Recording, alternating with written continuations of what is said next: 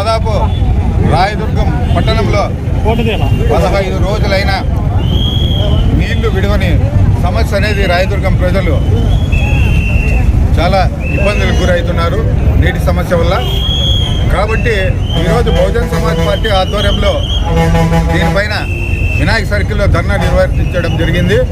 కాకపోతే కమిషనర్ గారు ఇక్కడికి ఇచ్చేసి 15 రోజుల్లో సమస్య క్లియర్ చేసి ప్రతి 3 రోజులకు ఒకసారి తప్పకుండా వాటర్ ఇస్తామని చెప్పేసి మాట ఇవ్వడం జరిగింది. 15 రోజులు అన్లిమిటెడ్గా మేము 15 రోజులు వాళ్ళకి గడువిస్తున్నాము. 15 రోజులకు కూడా మీరు ప్రతి 3 రోజులకు ఒకసారి వాటర్ ఇవ్వకపోతే ఈసారి మున్సిపల్ ఆఫీసు ముట్టడికి ప్రయత్నం చేస్తామని చెప్పేసి మేము తెలియజేస్తున్నాం. ముఖ్యంగా ఎమ్మెల్యే గారు ఇక్కడుండి మేజర్ ఇష్యూ ఇది వాటర్ సమస్య. దీనిపైన చర్యలు తీసుకోకున్నట్ల నేను 1000 కోట్లు ఫండ్ తెస్తున్నాను, 1000ని 40 కోట్లు తెస్తున్నాను, ఇప్పుడు 70 కోట్ల చిల్లర ఏదో ఫండ్ తీసుకొని వచ్చాను అని చెప్పేసి 70 లక్షల చిల్లర 70 కోట్ల చిల్లర ఫండ్ తీసుకొని వచ్చానని చెప్పేసి చెప్తా ఉన్నారు. ఇప్పుడు వాటర్ లేక జనాలు చచ్చిపోతా అంటే ఇప్పుడు గడార తీసుకొని గుద్దులు వేసుకొని నీళ్లు తవ్వుకున్నాలంటే అదేందో దప్పికేసినప్పుడు నీళ్లు కావాలా, కానీ అదే దప్పికేసినప్పుడు బావి తవ్వుతామన్నట్లు ఉంది ఆయన పరిస్థితి.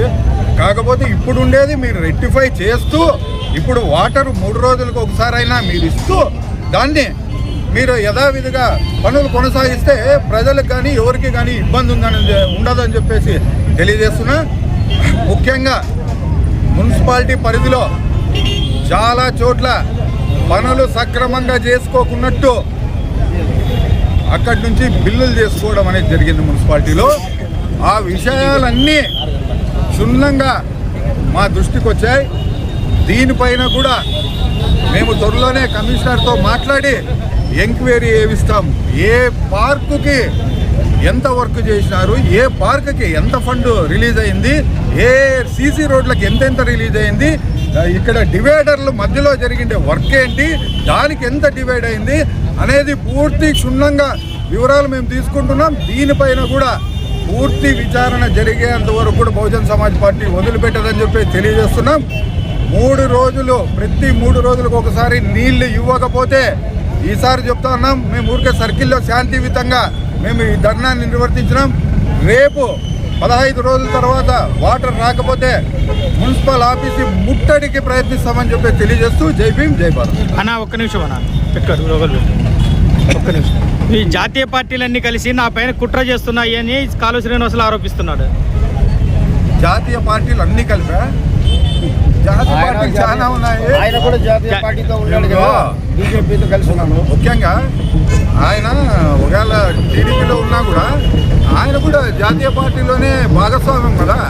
అయితే వాళ్ళని అడగల్లా బీజేపీ వాళ్ళని, ఏమయ్యా నా మీద మీరు కుట్ర పొందుతా ఉన్నారు ఏమని వాళ్ళని అడగమని చెప్పు, బాగుంటుంది.